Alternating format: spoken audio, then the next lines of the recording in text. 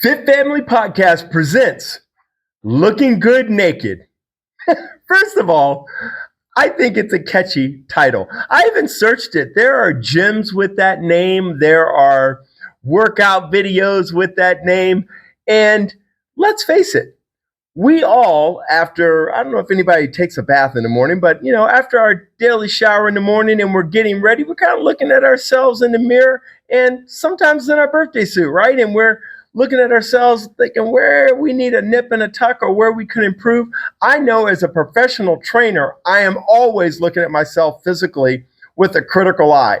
And in a month, I'm going to turn 64. And let me proudly proclaim that there is nobody on planet Earth that gives one rip how I look naked, okay? No one other than myself. And I really do look at myself with a critical eye. First of all, because I'm a professional trainer, and as far as my physical appearance, I can do a lot about the way I look. And I love the way that I can practice what I preach and show the results. And of course, people can a lot of times tell through how lean my face is, how my workout apparel looks, that I'm physically fit. But when you're in your birthday suit, you can see those nips and tucks that other people can't see, or your areas of concern. Like I can always pinch an inch around. I love what men call love handles. Come on. Men are the only ones that can take something detrimental and turn it into a compliment. We don't call it side or back fat. We call it love handles. I just love being a guy. I remember seeing a comedian once, and he always joked about having an expression for everything that he was self-conscious about. So like me, he was bald, and he would go, not quite bald, not quite wall to wall. And he's like, he also had a beer gut, and he'd say, you know what they say, don't you? He was a Southern comedian. You know what they say, don't you? If you got a good tool, you build a shed over it. I thought that was quite comical. Anyway, nobody cares, right? If nobody cares, like myself, what you look like physically, why not just dress it down? Why not just wear baggy clothes? Why not just, I can dress in a suit when I go out. Nobody's going to be able to tell what my pooch looks like, or my stomach looks like, or my back flat looks like in a suit. At least not 5 or 10 pounds. I'm 210 pounds. 5 or 10 pounds is barely noticeable on me.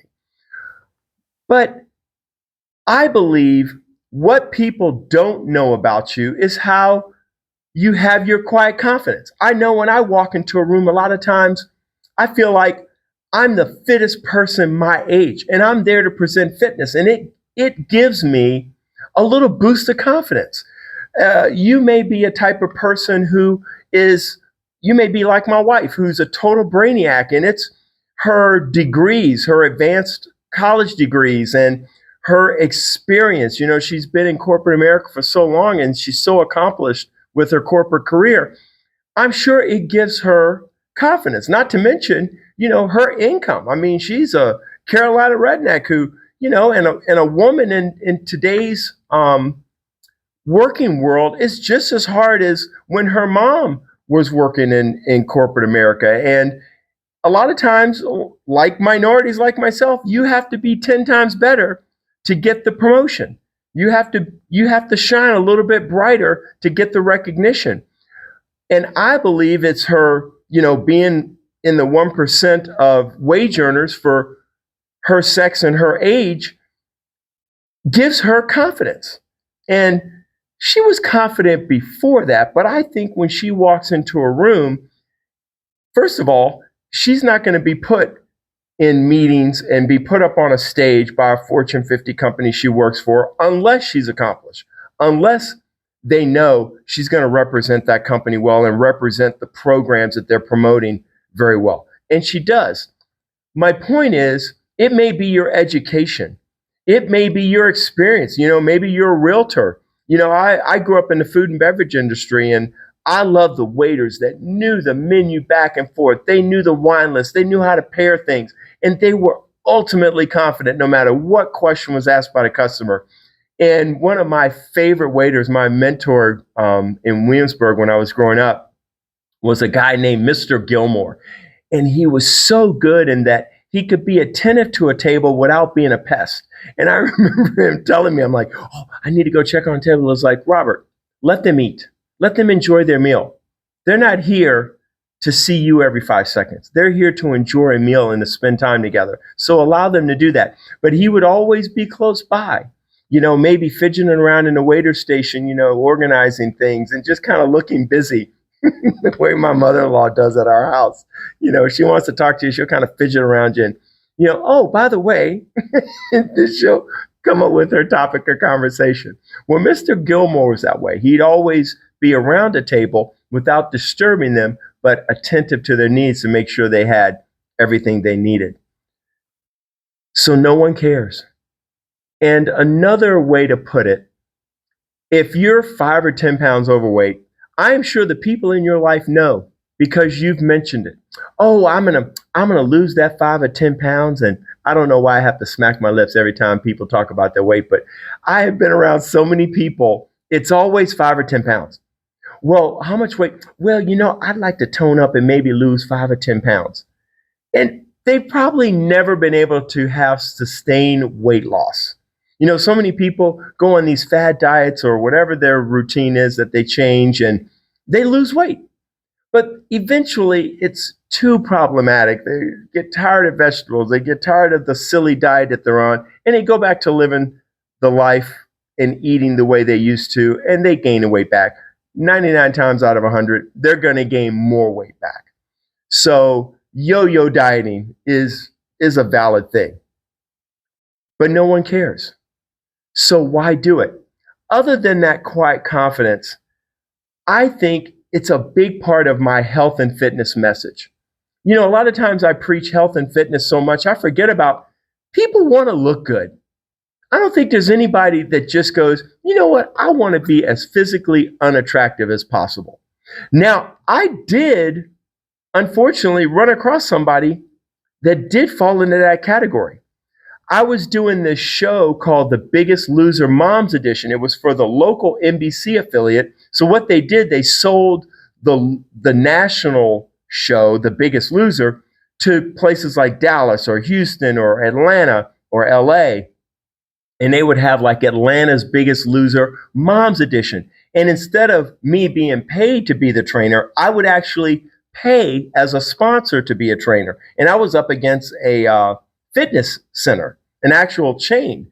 And my little studio went up against them, but I trained a group of ladies and they trained a group of ladies. And it's the one that had the lady that lost the most weight and the most percentage weight loss won the contest.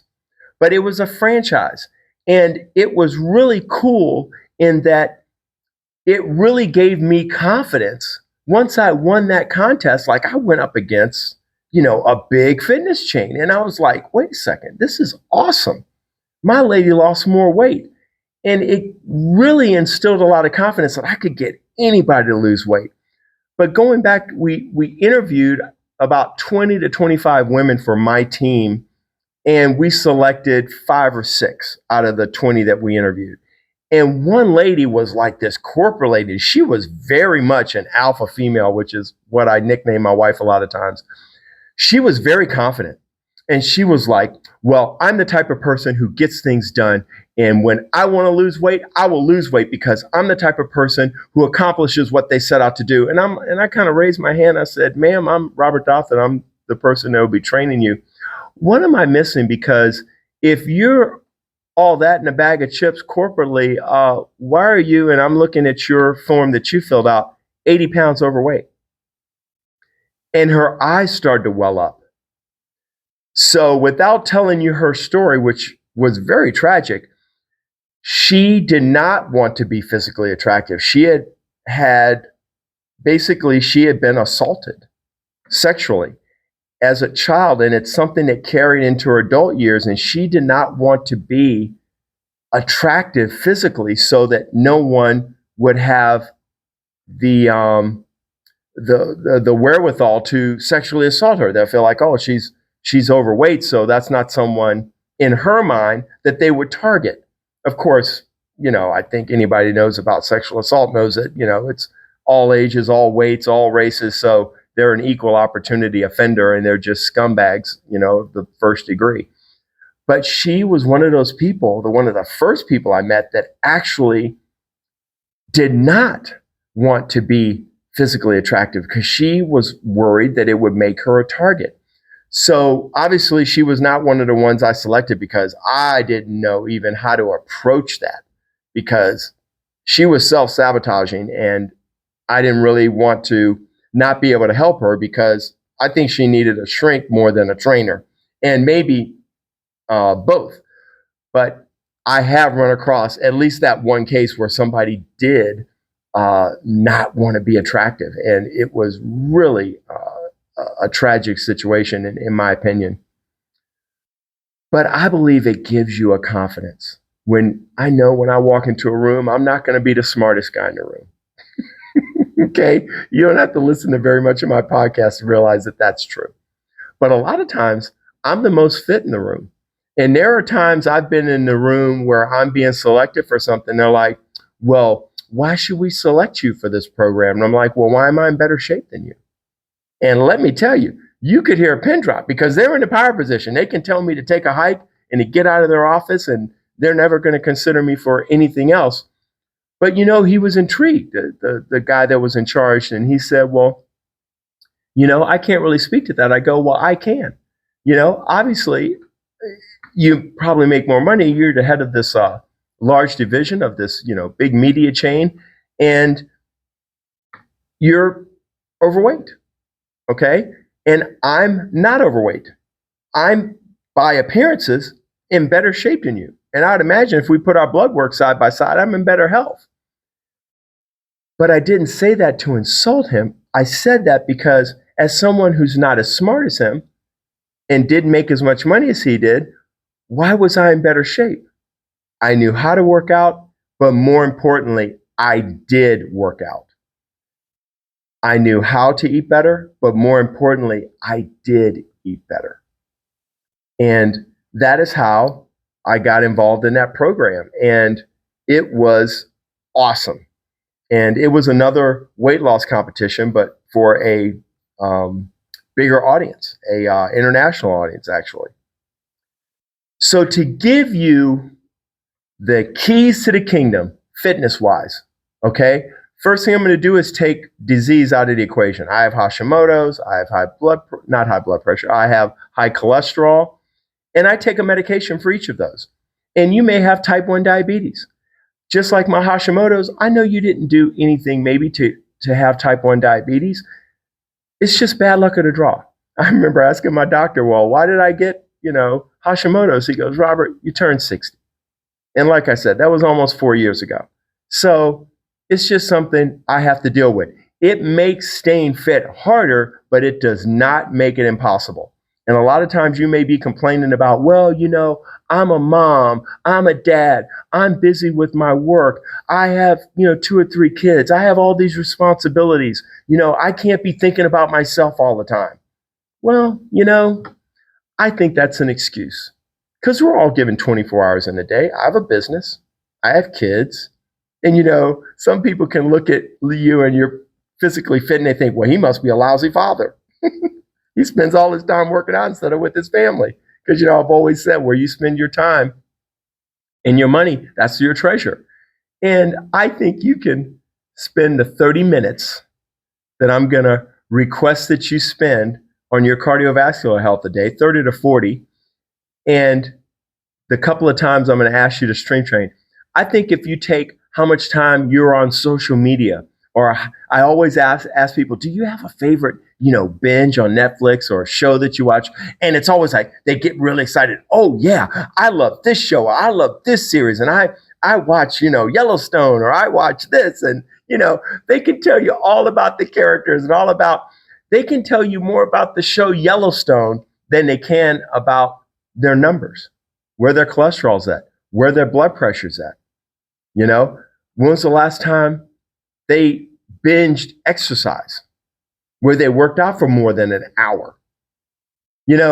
So these are the things that will lead to being physically fit and improving your health. So the keys to the kingdom when it comes to fitness. The first thing is weight loss is math. And if I could meet with each individual that's listening to this podcast or watching this YouTube video, I bet I could convince you that that statement is absolutely true. Weight loss is math. Because even with my Hashimoto's, because my doctor's like, oh, well, keeping, the physique you have now is going to be very, very hard, especially now you're, approaching your mid 60s. I'm officially in my mid 60s in 30 days. I'll be 64. So I've been able to maintain the same weight that I had when I graduated from college. And it's not a bragging right. It's to show you that I'm nothing special and I'm able to maintain my weight. Now, of course, my wife and I agree, if I didn't eat like I had a day to live, I would actually improve my weight and improve my health. But I get to a point where I'm comfortable with the way I look and the way I feel and my energy level, and I fight to maintain that.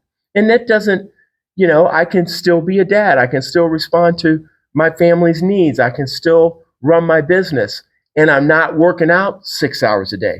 Now, I do have $40,000 worth of equipment sitting outside my office. So if I don't exercise, it really should be criminal. The fact that I'm selling health and physical fitness and I'm not working out, and I literally am in a gym 6 to 8 hours a day. So there's that. Weight loss is math. And it's very simple. Your body cannot create weight from nothing. Now, yeah, you can get bloated and you gain a little water weight if you eat too much sodium or take in too much sodium in your beverages. Yeah, that can happen. But your body fights to regulate itself. It'll find a way eventually to get rid of that water. But you cannot physically gain 5 or 10 pounds consistently and keep it on without giving your body the building blocks to give you that weight. In other words, all you people that say, oh, Robert, I just look at food and I gain weight. You're looking at the food right before you consume it. So stop. That's not a valid excuse. You just have to start doing the math. And I loved when some of the ladies in my weight loss contest would lose 2 or 3 pounds. They'd be discouraged and be like, oh, I only lost 2 pounds, I only lost 3 pounds. I'm like, do you realize you've removed 8,000 to 10,000 calories from your body? Okay, you've done enough exercise and enough calorie cutting in your nutrition to compensate for 8 to 10,000 calories. That's a substantial accomplishment. And it's not anything to be, oh, I only did this or only did that. Let me tell you, if you've never experienced weight loss over a long period of time, that's how you do it. You eliminate the calories or you increase the burn off.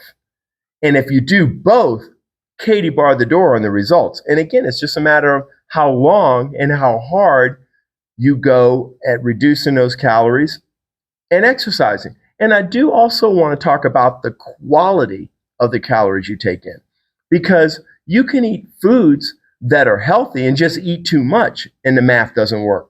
Or you can eat really bad foods and it satisfies you and maybe you're meeting your calorie goals. Like, a lot of those people that play with Weight Watchers numbers, I can do Weight Watchers and have cake. Well, yeah, you can do Weight Watchers and have cake if you want to play games. There's no such thing as the cake diet. There's a reason there's no such thing as a cake diet, because there's no diet where you eat cake all the time that's going to make you healthy and fit. So let's stop the nonsense on that. Weight loss is math. Again, I would win that argument 99 times out of 100. There'll be that one person that is just, their genetics is just whacked. Everybody in their family's big. They really are behind the 8 ball genetically. But most of us are not.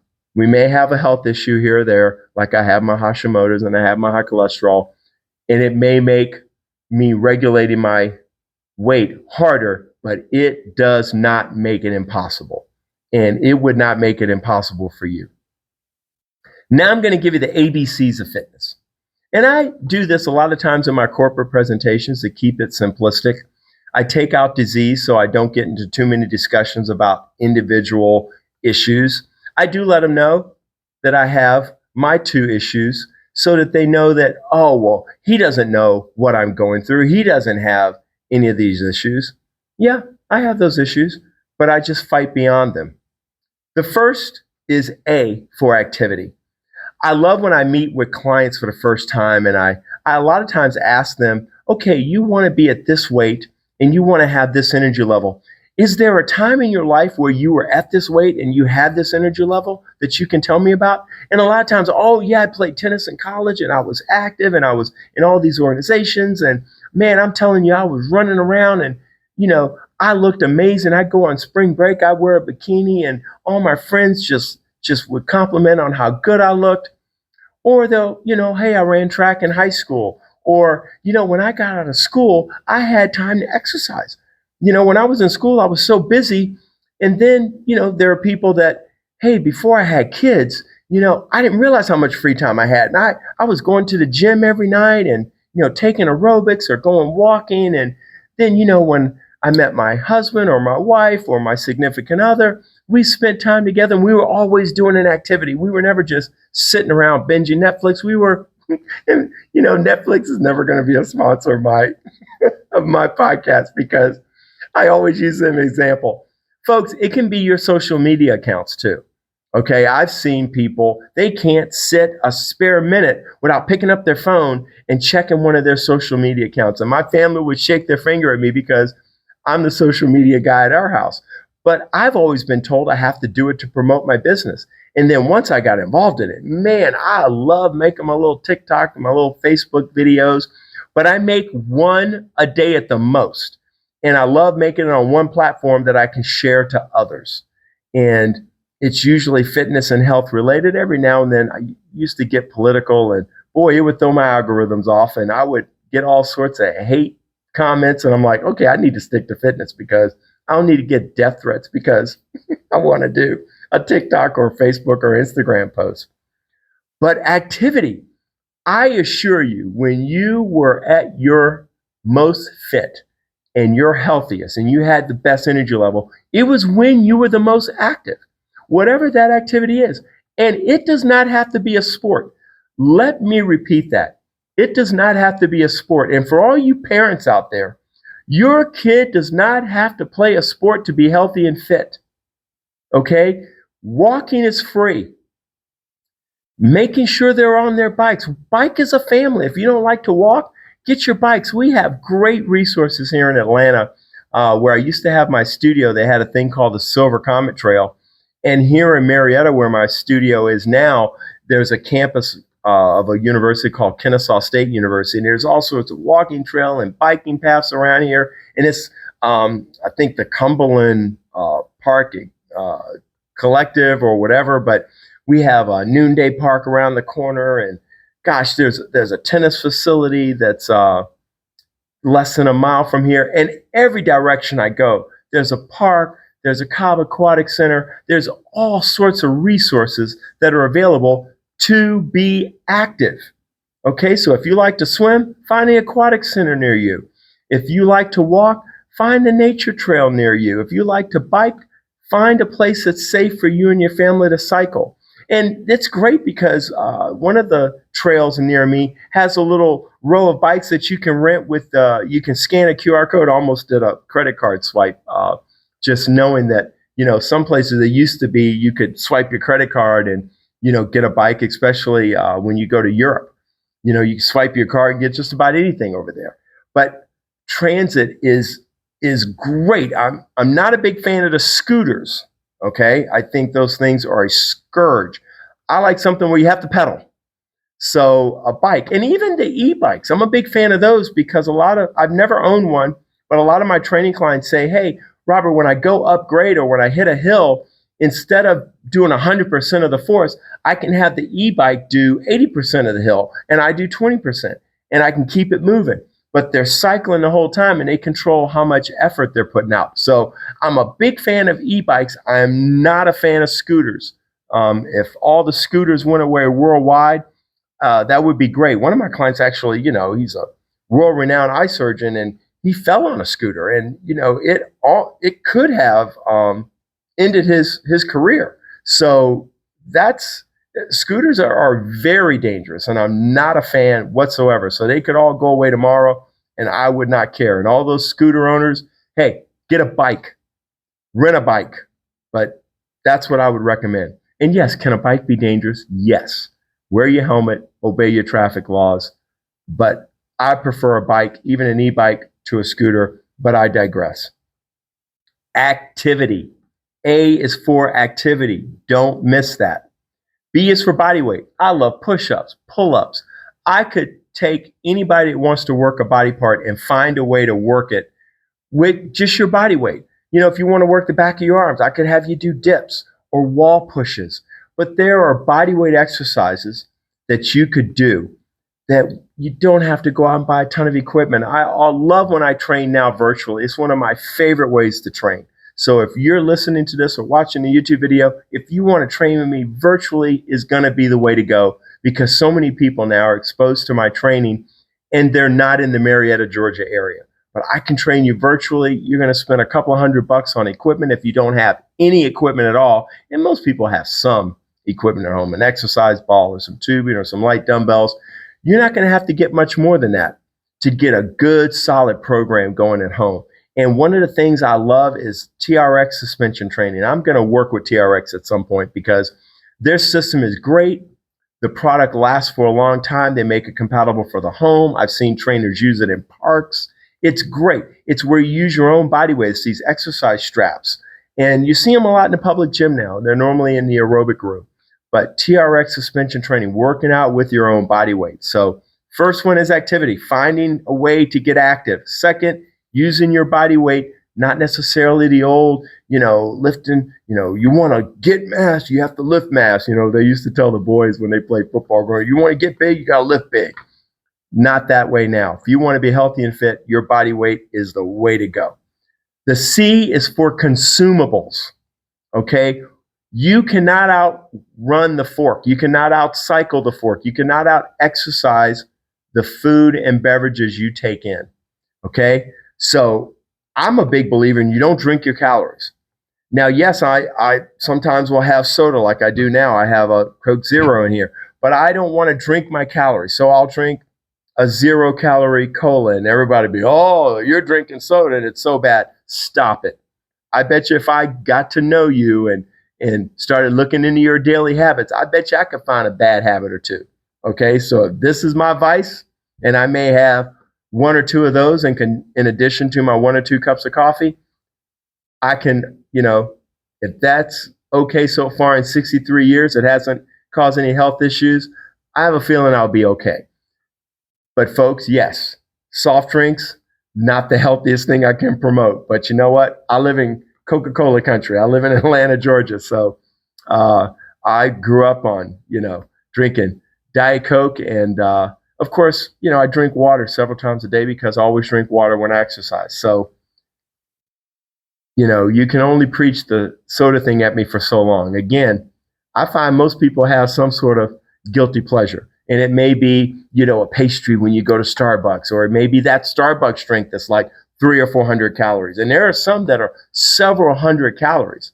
So I'm not a big fan. I'm a big fan of coffee. I'm not a big fan of Starbucks because they do have such high caloric drinks. If you're just getting regular coffee, or coffee that doesn't have a bunch of creams and whipped cream and mocha this and latte that, come on, folks. Some of those drinks, 300-400 calories. Most people don't even burn that off in a workout. So be careful about your beverages. And, people can work out with me for an hour and burn several hundred calories, go to their car and drink a beverage and replace it in seconds. So you can never outrun or outcycle or outworkout bad nutrition. So you want to make sure your nutrition's in check. That's why I always talk about, I promote exercise and proper and balanced nutrition as the pathway to good health. But if you want to look good naked, come on, baby. You can't eat donuts unless you want to look like a donut. I don't even know what that means. I just find it to be comical. You just never hear about that testimonial where people go, you know what, Robert, I just sat around binging Netflix and eating donuts, and I am in the shape of my life, and I have unbelievable energy. Come on. You're never going to hear that, right? And I think Netflix may actually come after me legally. But the donut manufacturers, I mean, Krispy Kreme, first of all, they're slap delicious. Okay. And I remember when my wife was pregnant and she was in the third trimester. And if anybody has had a spouse that's in the third trimester, they're possessed by Satan. So I'm 210 pounds and a double black belt. I would be scared to go home. So I'd go buy Dunkin' Donuts or Krispy Kreme and get what we term in our house a treat. Like the dogs love, when we say treat, they know they're going to get a treat. But I would make sure I had a treat when I got home. I'd open the door, I'd throw the treat in, and if she didn't throw it back, I went inside. So that tells you about the third trimester, but I totally digress. A is for activity. B is for body weight. C is for consumables. You can't outrun the fork. You can't outrun bad nutrition or outwork out bad nutrition. Finally, why do I care? Okay, I've enjoyed good health. I wake up pain-free. I love it. The reason I care is because God told me to.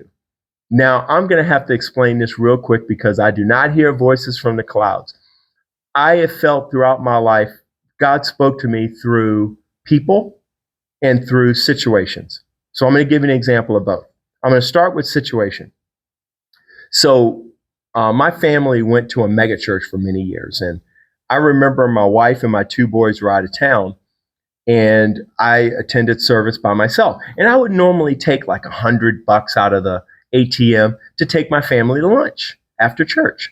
So I just got in that habit. So I had $100 cash on me. And my church, it was a very progressive church, and you could do your tithe like electronically through iPad. So it's very progressive in that way. But they took a special offering for another church that day. And, I had a little attitude about it. And I was like, you know what? They don't normally be raising money up in here and passing buckets. And, I felt a sort of way about it. And it wasn't a positive way. And I'm like, but I did give. So I had $100 in my pocket. So I gave 80 and I kept 20 for my lunch. And I mean, I didn't say a word to anyone, didn't mention to my family, didn't mention it to any other human soul. But in my mind, I'm thinking, $80 is $80. And I don't know this church and I don't know why my church was taking a collection. This is all the head trash that's going on in my head. So one of the habits I have is I play the lottery. I get one lottery ticket. Back then it was $1.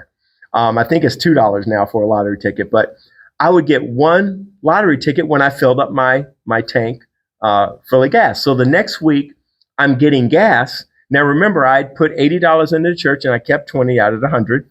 So I'd given $80. So I'm getting gas and I take my one lottery ticket that I got last time and I was going to have the guy check it and then give me another ticket, when I pay for my gas. So the guy goes, "How would you like your money?" And I go, "Oh, I won some money." He goes, "Yes, you won $81. And it was like he punched me in the face. I'm like, "How much did you say?" He kind of got nervous. He goes, "You won $81. And it just shocked me because that's God speaking to me. God was saying, "Hey, Home Slice, I created the universe and gave you your amazing life without anything from you. And I didn't need your $80. And by the way, here's the $1 for the ticket in addition to the $80. Now, don't you know, I could not wait to take that $81 and put it back into the coffers. I immediately put it back into the church. And I didn't hem and haw mentally about giving to the church ever again." So that's how God speaks to me through situations. And I think there have been a few times in my life that God spoke to me through people. And I'll just give you a couple of examples. There were times in my industry that I thought about leaving the fitness industry. First of all, it's one of the most fickle financial industries you can be in because everybody want to work, everybody want to be fit, don't nobody want to work out. So nobody definitely want to pay nobody to have them work out. And I remember in the 90s, I'm thinking, fitness centers are like the meeting place of the 90s, and it was all about buns of steel and six-pack abs, and it had really nothing to do with health and fitness. It was kind of like the meeting place. You'd meet people at the gym. As a matter of fact, In the 90s, I met my wife in the gym, and we were married actually in 98. So I'm throwing rocks from my glass house on this, but it really bothered me, and I was going to leave the industry. This is before I met my wife. And there was a young lady named Jenny Miller, and she had been one of the developers of Step Aerobics. And she is the creative developer of Step Reebok Aerobics. And I remember she asked me to fly to Boston with her to help her with a project she was working on. And after I got permission from her husband, because she was married at the time, I went to Boston, and I actually was on the design shoe for the Step shoe. And, Jen Miller became probably my biggest mentor in the fitness industry at the time. And I was not going to leave an industry that she was involved in. She was just amazing. And if you go anywhere in the world, you'll see Step Aerobics, and she's the one that started it. But through my involvement with Step Reebok, I stayed in the fitness industry when I was going to leave. Another thing would be my wife. I mean, not only did I meet her in the fitness industry, but if I had not met my wife, I would have not traveled internationally. I wouldn't have been as financially successful. I wouldn't have had the opportunity to own my own business because of her employment and her wage earning prowess. I mean, it gave us as a family a lot of opportunity that I couldn't provide by myself. So my life is ultimately so much better because I met my wife. And I don't think that's by accident. I think if you have a spouse or a significant other, God arranged it. And God put them in your life, and you were smart enough to say yes when God put them there and gave you an opportunity to be with them. And the last person was very unlikely because it's not someone I particularly like that much. It was a business partner. When I was in the public gym, I was once again going to leave the public gym because it was all about the dollar. The gym I was at, I was in management, and they said, well, Robert, your bonuses is paid on juice bar, apparel, massage, and training. But we're not going to pay you our membership because $40 for a 40,000 square foot club is a throwaway. So we're not even going to pay you for that. And I'm like, golly, this is not and I was doing CNN segments in the middle of their gym that I was booking on my own name. And I was actually being paid through my own company. So you can search Robert Dothert and Crunch Fitness, and you'll see a video. And when they introduce me, when the announcer introduces me, it goes, Robert Dothert, a Fit First, which is the name of my company.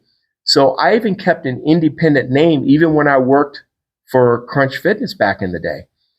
But they, were doing their orientation on my management, and they're like, look, Robert, we bring people in by the bushel. Your job is to squeeze them.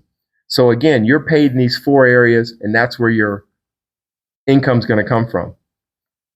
Health and fitness had nothing to do with it. And I had tears in my eyes. I'm like, I'm going to have to leave this industry. This isn't what I think I'm meant to do. And a gentleman named David Lockerbie, I literally had put in my notice. And I was on they only wanted 1 week of my 2-week notice. I was going to leave that Saturday, and like Wednesday or Thursday of that week, a guy named David Lockerbie came up to me and said, you know what, Robert, I see you train and your people change, and you seem to be very passionate about fitness. I'm getting this franchise called Fitness Together, and I'm looking for a partner.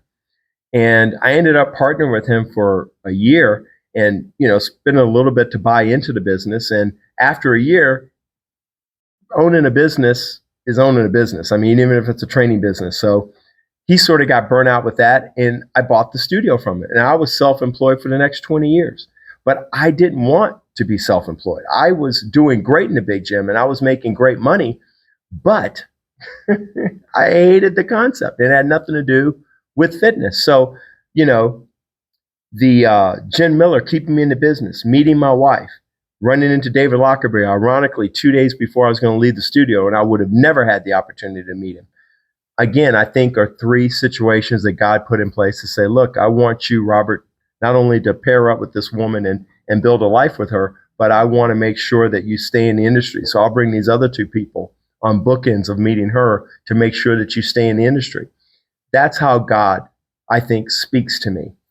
And I pray that this podcast or this YouTube video speaks to you to the point where, yes, you do want to look better physically, but not because anyone wants to see you naked, because you may be like me.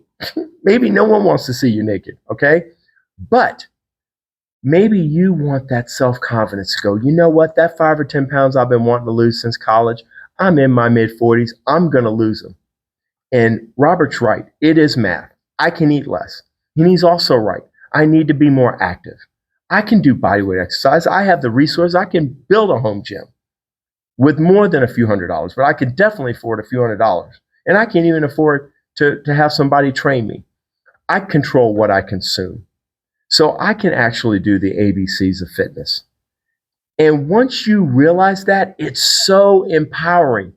You no longer are held prisoner by your excuses, because your excuses can be like shackles. Oh, well, you know, I love living life. I don't like to eat all healthy stuff. I love to live life. I live a full life. Well, that's an excuse. There are people that are living full lives that are eating healthy. So stop it with the excuses, because nobody's listening.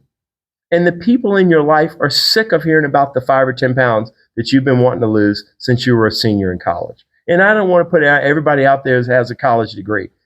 You know, again, I talked about people with specialty skills, you know, plumbers, electricians, waiters, you know, people that don't go to college, I think still would like to look good physically, or especially when they work at their skill. I knew a hockey dad, and he made a living as a plumber, and he threw out his back, and it almost put him out of business. He was literally flat on his back. He happened to have a family member that's also a plumber that was able to help him keep his business, but he was flat on his back. So especially if you have a job that's physical, you know, my oldest son has a job where he works a product soup to nuts for this small company, and it has a lot of physicality with the job, and he does have to use his smarts. He's a very smart young man, but he doesn't have a college degree. College just wasn't his route. And he has to be physically active in his job. So his physical fitness is very important to his employment. So the bottom line is, folks, you now have the keys to the kingdom, to look good naked and to be healthy and fit, because I think they run hand in hand. And does that mean you get to a point where you look in the mirror and go, man, I'm there? No, you're always going to look with a critical eye, just like I do. And I'm a professional trainer, and I have what I consider a good physique. But is it perfect? No. And I don't want the destination. I want the journey. I love waking up pain-free. Sometimes I love waking up a little sore. That lets me know I did a little bit extra the day before. Or like I replaced the battery in one of my bikes. It's a stationary bike, and I had to replace the battery. It was right in the middle of the bike, and I had to take out all these screws, and my electric screwdriver didn't work, and it took 3.5 hours. The next day I was sore because I was contorted and I was taking out all these screws, and it was a freaking nightmare. And that is not one of my skill sets. I'm not mechanically inclined. So again, you can look good naked. You can be physically fit and healthy. If you need my help, I would be honored to help you. But if not, you now have the keys to the kingdom. Be more active.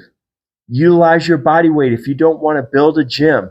And there are plenty of things. I've got 300 videos online, and I'm a nobody. You can find information online. If you email me, I'll send you a book to get you started, an ebook.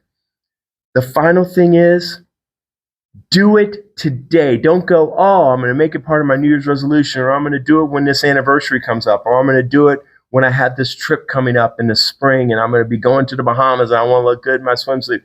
Folks, do it now. Do it for you. Do it to look better. Do it to feel better. Do it to be more healthy and fit. Do it for you, because when your health fails, you're going to be a burden to all those people you love that are not only sick about hearing about the 5 or 10 pounds. Now your ill health is costing the family resources. It's costing the family time. Plus, you're not able to be the spouse, the significant other for your family and in your relationship, because now it's all about your health and trying to get it back up to where it should have been if you had eaten properly, and exercised years ago. So start now. If you listen to this early in the day, find a time in the day to go walking. If you're listening to this at night, go, hey, you know what? Tomorrow, I'm going to put my walking shoes in the car. And as soon as I'm done with my 9 to 5, I'm going to put on those walking shoes. I'm going for a walk. Or if you're like, gosh, I've got to get home and make sure everything's ready for the family. Hey, after your family has dinner, hey, everybody, let's go for a walk. It's cold outside. Grab your coat. It's raining outside. Grab an umbrella.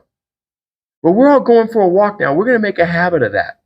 Or like my very fit son, the youngest one, is into pickleball. I mean, I love the pickleball craze. I love any type of craze where it's movement. Okay?